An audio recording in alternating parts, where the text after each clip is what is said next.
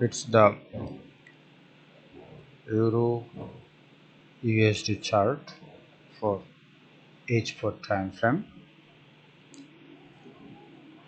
In this chart, we have found that 200 EMA is above the market, above the current market. This is the current market, it is above. So this market is clearly downtrend market. It's clearly downtrend market. In this downtrend market, it is a trend line. It's a horizontal support area. Now at this moment it is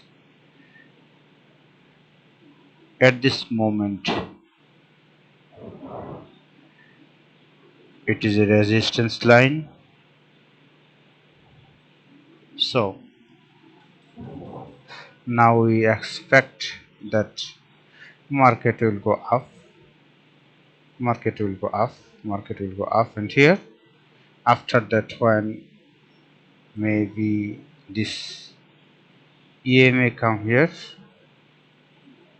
we think this is the EMA, 200 EMA. At that moment it will be a good confluence for sell, because this trend line act as a trend line resistance area, this horizontal support act as a resistance area, and 200 EMA also act as a dynamic resistance. At that moment we will be ready to go sell, and it is our selling point, sell area. Now we are waiting for sell when market go to 0.99 or 0.98, above 0.9850. After when this market will go 0.9850,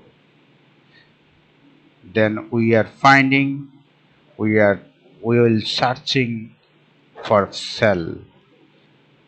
We never to go buy position here, because this market is totally a downtrend market. From this downtrend market, always we are searching a sell, so we are waiting for sell from this area. It is our selling area.